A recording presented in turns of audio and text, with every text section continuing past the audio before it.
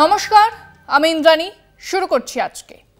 গত 10 বছরে 140% বেশি দাম বেড়েছে জীবনদায়ী ওষুধের এবং ইতিমধ্যে সবাই জেনেছেন যে আজ থেকেই 900টা জীবনদায়ী জরুরি ওষুধের দাম বেড়েছে, যার মধ্যে রয়েছে অ্যানাস্থেশিয়া, অ্যান্টি অ্যালার্জি, নার্ভের এবং কান, নাক ও গলার বিভিন্ন রোগের ওষুধ। আছে সংক্রমণ, ডায়াবেটিস, হৃদরোগ সহ অন্যান্য রোগের চিকিৎসায় ব্যবহৃত ওষুধ। এইসব ওষুধের দাম 1.74% বৃদ্ধি পাবে। কারা বাড়ালো?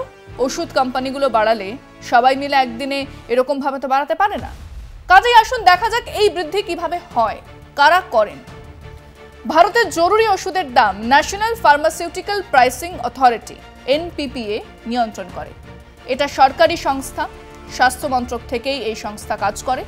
সাধারণত প্রতি বছর এই দাম সংশোধন করা হয় এবং এই দামের পরিবর্তন আগের বছরের পাইকারি মূল্য কত ছিল তার ভিত্তিতেই হয়। বলা হয় যে মুদ্রাস্ফীতি এবং অন্যান্য অর্থনৈতিক কারণগুলোর জন্য ওষুধের দামে এক নিয়ন্ত্রিত বৃদ্ধি জরুরি। মানে যারা ওষুধ তৈরি করছেন তাদের ওষুধ তৈরির খরচ, তাদের কাঁচামালের খরচ আর মুদ্রাস্ফীতিকে সামলানোর জন্যই দাম বাড়ানো হয়। 1 এপ্রিল 2025 থেকে কার্যকর হওয়া জরুরি ওষুধের WPI ভিত্তিক বৃদ্ধি হচ্ছে 1.74%। এর মানে এরকমও নয় যে ওষুধ কোম্পানিগুলো নিজেদের ব্র্যান্ডের ওষুধের দাম আরো বাড়াবে না। আসলে সরকারি কেনাবেচার জন্য এই দাম ঠিক করে দেওয়া হয়। এর চেয়ে ঢের বেশি দামেই তারা ওষুধ বিক্রি করেন। তাদের এই বৃদ্ধি সরকারের এই বৃদ্ধির ওপরেই নির্ভর করে। গত বছরে এই বৃদ্ধি ছিল মাত্র 0.55%, এবারে 3 গুণের খানিক বেশি, 1.74%। এবং মাথায় রাখুন, এরপরে ব্র্যান্ডেড ওষুধের দাম রকেটের মতোই বাড়বে। অতএব আপনি অসুস্থ হলে আপনার কাছে দুটো উপায় আছে: ওষুধের অভাবে মারা যাওয়া, 2 নম্বর হলো জয় শ্রীরাম বলে বসে থাকা। সেটাই আমাদের বিষয় আজকে। মোদিজির কোপ এবারে অসুস্থদের ঘাড়ে। ওষুধের মান নিয়ে চলছিল বিতর্ক। দেশের বিভিন্ন ল্যাবরেটরিতে হরেক কিসিমের ওষুধের গুণমান যাচাই করতে গিয়ে ধরা পড়ছে, পরীক্ষায় ফেল করছে। এই নিয়ে দেশ জুড়ে তোলপাড়। তার মধ্যে কেন্দ্রীয় সরকারি সিদ্ধান্তে আজ থেকে 900টি ওষুধের দাম বাড়ছে একসঙ্গে। এই নিয়ে মোদি জামানায় প্রায় 140% দাম বাড়লো ওষুধের। এই বর্ধিত মূল্যের তালিকায় অধিকাংশ জীবনদায়ী ওষুধ রয়েছে। কেন্দ্রীয় সরকারের ন্যাশনাল ফার্মাসিউটিক্যাল প্রাইসিং অথরিটি বছরে একবার করে ওষুধের দাম পর্যালোচনা করে। ওষুধ কোম্পানিগুলোকে দাম বৃদ্ধির পরিমাণ কি হবে তা নির্ধারণ করে ওই সরকারি সংস্থা। মুদ্রাস্ফীতি, কাঁচামালের মূল্যবৃদ্ধি ইত্যাদির সঙ্গে পাল্লা দিতে কোম্পানিগুলোকে দাম বাড়াতে হয়। এই বৃদ্ধি নিয়ন্ত্রণ করে ওই প্রাইসিং অথরিটি। পাছে মুদ্রাস্ফীতির কারণে ওষুধ কোম্পানির লাভের অঙ্ক ধাক্কা খায়, তাই সদা জাগ্রত কেন্দ্রীয় সরকার দরকারে বিজ্ঞপ্তি জারি করে বছরের মাঝখানেও দাম বৃদ্ধির সিদ্ধান্ত নেয়। মাস কয়েক আগে আরও 8টা ওষুধের দাম বাড়িয়েছিল কেন্দ্র। প্রায় 50% হারে দাম বেড়েছিল। এবারে দাম বৃদ্ধি পেয়েছে গড়ে 1.74% হারে। মজার বিষয়, ভারতের ওষুধ প্রস্তুতকারী সংস্থাগুলির লাভ্যাংশ লাফিয়ে লাফিয়ে বাড়ছে। আবার আম জনতা সেই কোম্পানির ওষুধ সরকারের বদান্যতায় বছর বছর বর্ধিত দামে বাজার থেকে কিনতে বাধ্য হচ্ছে। এদিকে খাদ্যশস্য থেকে নিত্য প্রয়োজনীয় জিনিস থেকে শুরু করে পেট্রোপণ্যের মূল্যবৃদ্ধি, ফলে ক্রমে হ্রাস পাচ্ছে নাগরিকদের প্রকৃত আয় বা রিয়েল ইনকাম। অন্যদিকে চিকিৎসা পরিষেবার খরচ বাড়ছে, তার সঙ্গে ওষুধের দাম বৃদ্ধি। প্রধানমন্ত্রী মোদি বলেছিলেন সবকা বিকাশ, এখন দেখা যাচ্ছে সবকা বিনাশই যেন আম ভারতীয়র ভবিতব্য। যখন ভাবছেন যে 1.74% হারে ওষুধের দাম বেড়েছে, তখন জেনে রাখুন ওটা একটা গড় হিসেব এবং ওটা মাত্র এই বছরের।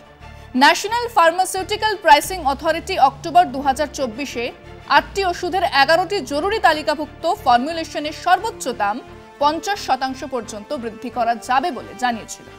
আর সেই হিসেবেই দাম বেড়েছিল। সাধারণ বছরে একবার যখন ওষুধের দাম বাড়ানোর ঘোষণা করা হয় তখন তা এক অঙ্কের শতাংশে থাকে, যা এবারে 1.74%। কিন্তু বছরের মধ্যখানেও জরুরি ভিত্তিতে যে দাম বাড়ানো হয় তা কিন্তু আলাদা। যেমন 2024-এ 8টা ওষুধের দাম বাড়ানো হয়েছিল।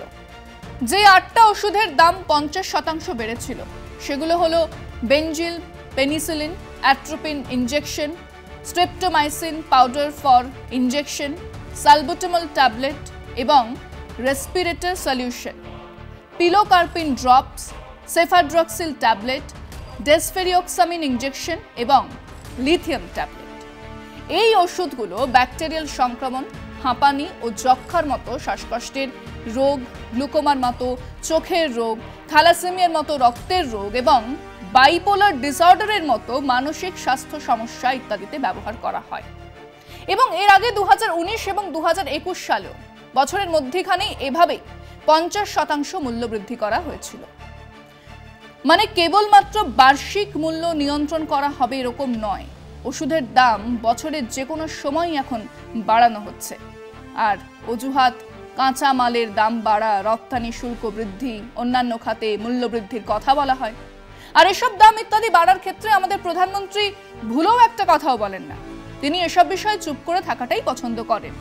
যেহেতু সরকারি সংস্থায় এই দাম বাড়াচ্ছে, তাই আপনার মনে হতেই পারে যে তাহলে ওষুধ কোম্পানিগুলোর হাল খুব খারাপ, তাদের খানিক সাহায্য করার জন্যই দাম বাড়াতে বাধ্য হচ্ছেন মোদিজির সরকার। তাহলে আসুন দেখা যাক আমাদের দেশের প্রথম 5টা ওষুধের কোম্পানি গত 10 বছরে কেমন আয় করেছে। জেনে রাখুন, ভারতের ফার্মাসিউটিক্যাল মার্কেট পুরো দুনিয়ার হেলথ কেয়ারে বড় জায়গা করে নিয়েছে বেশ কিছু বছর ধরে। তাদের এই বাজারটা হুহু করেই বাড়ছে। হিসেব বলছে 2030 সাল নাগাদ এটা 120 থেকে 130 বিলিয়ন ডলার, আর 2047 সাল নাগাদ 400 থেকে 450 বিলিয়ন ডলার হয়ে যাবে। এই বাড়ার পেছনে অনেক কারণ আছে। জীবনযাত্রার রোগ বাড়ছে, দেশে বয়স্ক মানুষের সংখ্যাও বাড়ছে, স্বাস্থ্যের দিক থেকে বেশি নজর দেওয়ার ঝোঁক বাড়ছে, বিভিন্ন বিজ্ঞাপনের ফলে এক ধরনের কৃত্রিম চাহিদা তৈরি হচ্ছে। তাছাড়া ভারত জেনেরিক ওষুধের সবচেয়ে বড় এক্সপোর্টার। গত 10 বছরে 2015 থেকে 2024 5টা বড় ফার্মা কোম্পানি সান ফার্মা, সিপলা, ডক্টর রেড্ডিস, ডিভিস আর টরেন্টের নেট প্রফিট বাড়ার হিসেবে দেখা যায় এই সেক্টরে বাড়ার ট্রেন্ড অত্যন্ত ভালো। বাড়ার হার আলাদা হলেও সবাই ভালো রকমের লাভের মুখ দেখেছে। সিপলা আর ডক্টর রেড্ডিস বেশি বেড়েছে। সিপলা 252%, ডক্টর রেড্ডিস 151%, টরেন্ট 120%, সান ফার্মা 111%, ডিভিস ল্যাবরেটরির লাভ 89% বেড়েছে। তাহলে শেষমেশ কি দাঁড়ালো? গত 10 বছরে দেশের সবথেকে বড় হাউসগুলো সুপার প্রফিটে চলেছে এবং পাশাপাশি খুচরো জীবনদায়ী ওষুধের দাম 140% বেশি বেড়েছে। আমরা আমাদের দর্শকদের জিজ্ঞাসা করেছিলাম, আমাদের দেশের ওষুধ কোম্পানিগুলো বিরাট লাভেই চলছে, তাদের সম্পদ বাড়ছে, অথচ নিয়ম মাফিক বছরে একবার 9 বছরের মধ্যেখানেও ওষুধের দাম বাড়ানো হচ্ছে। তা গত 10 বছরে 140% বেশি বেড়েছে, অথচ মোদিজির মুখে সবার স্বাস্থ্য ইত্যাদি কথা শোনা যাচ্ছে। এবার আপনাদের কথা শুনতে চাই, তাহলে শুনুন মানুষজন কি বলেছেন। মোদী সরকারের আমলে 140% পর্যন্ত ওষুধের দাম বাড়িয়ে দিয়েছে। সাধারণ মানুষের জন্য মোদী সরকার নয়, কিন্তু সাধারণ মানুষের জন্য যে ভাববার সে সময় তার নেই। কিন্তু আমরা মরবে তো সাধারণ মানুষ, মরবো আমরা মধ্যবিত্তরা। জিনিসের যদি দাম বেড়ে যায়, ওষুধপত্রের যদি দাম বেড়ে যায়, সেই মারাত্মক ওষুধগুলো আমরা কিনবো কী করে? সেই পয়সা তো আমাদের মধ্যে নেই। আমাদের তখন গরিব মানুষ ওষুধ কিনতেই হচ্ছে, খেতে হচ্ছে, যেভাবে কী করা যাবে? মানে আমরা তো কিছু উপায় খুঁজে পাচ্ছি না। মানুষকে তো প্রতিদিনই এপ্রিল ফুল করে আসছেন, আজকে না হয় ভালোভাবে করলেন। আরো এই ওষুধে যদি কর বৃদ্ধি করে, সবচেয়ে বেশি সমস্যায় পড়বে গরিব মানুষ। তাহলে গরিবের সরকার কি করে হলো? এ তো বড় লোকের সরকার আর ব্যবসায়ী সরকার। বিজেপি পার্টি অফিসটা আর বিজেপি প্রোডাক্টটাই হলো একটা টাকার প্রোডাক্ট। রামনবমী হবে, এরপর আমরা হনুমান জয়ন্তী করব, পরের পর প্রোগ্রাম আমাদের সেটিং করা আছে। আগে সেগুলোর দিকে নজর দিতে হবে। সব ফালতু চিন্তা ভাবনা করে মোদিজির অপমান আপনারা করবেন না। সরকার তো আমাদের কারোর দিকেই দেখে না আর কি। ভোগান্তি আমাদের পোহাতে হচ্ছে, সব আমাদের মানে গরিব লোকেদেরই পোহাতে হচ্ছে। সবার স্বাস্থ্য, সবার জন্য স্বাস্থ্য, এটা ঠিক নয়, জাস্ট প্রতারণা করা হচ্ছে। এই ভারতীয় জনতা পার্টি সরকারের যে 10 বছর 140% ওষুধের দাম বাড়িয়েছে, দিয়ে স্বাস্থ্য দেখাচ্ছে, স্বাস্থ্য পরিকাঠামো ঢেলে সাজাচ্ছি, এ তো মানুষকে আয় ওয়াশ করছে। মানুষ খাক না খাক একবেলা খাবে, কিন্তু ওষুধটাকে নিত্য প্রয়োজনীয় ডাক্তারের কাছে যাবে, ওষুধ প্রেসক্রাইব করবে, ওষুধ খেতেই হবে। কাজে দাম বাড়াটা কোনো ব্যাপার না, আমাদের দেশের গরিব মানুষের কাছেও একই জিনিস। ওষুধের ওপর না ট্যাক্স বাড়িয়ে দাম চড়িয়ে দেয়, যাতে নিম্নের মধ্যে দাম এনে যাতে সবাই মিলে কিনতে পারে, এটার একটা ব্যবস্থা। ওষুধের দাম যেভাবে বেড়েছে, সাধারণ জনগণের পক্ষে ওষুধ কিনে বা ওষুধ শরীরের জন্য ওষুধকে ব্যবহার করে বেঁচে থাকা খুব দুর্দায় হয়ে গেছে। জেনারিক নিক কম্পোজিশন লিখুন, দেখুন কোনো প্রবলেম হবে না, দাম কমে যাবে, সব কম্পিটিশন নেমে যাবে। নিজেদের স্বার্থ চরিতার্থ করার জন্য সম্ভবত এই ওষুধের দামগুলোকে দিন দিন প্রতিদিন আজকের একরকম বাজার, কালকের আর এক রকম বাজার। আরে ভাবুন না, গরিব লোকের মানে যেটা সুবিধা হয় সেটা থেকে ভাবে না, তাহলে মোদি, মমতা, শুভেন্দু, বাংলাদেশ কি এসব মানে হচ্ছে। সভ্যতার নামে ইট কাঠ কংক্রিটের জঙ্গল বানানো হচ্ছে। এক নয়া জীবনযাত্রা ডেকে আনছে নানান অসুখ। পৃথিবী জুড়েই সেই তাল বুঝেই বেড়ে উঠছে ওষুধ কোম্পানি, আর বাড়ছে তাদের সম্পদ। আমাদের দেশ তার বাইরে নয়, বরং আরো খুল্লা লুটপাট চলছে আমাদের দেশে। সস্তা শ্রমে কাঁচামাল এনে ওষুধ রপ্তানি করে কোটি কোটি ডলার কামানো ওষুধের কোম্পানিগুলো ফুলে ফেঁপে লাল। আর এদিকে গত 10 বছরে ওষুধের দাম বেড়েছে 140%। সাধারণ মানুষজনের নাভিশ্বাস উঠছে এই বেড়ে যাওয়া ওষুধের হ্যাপা সামাল দিতে।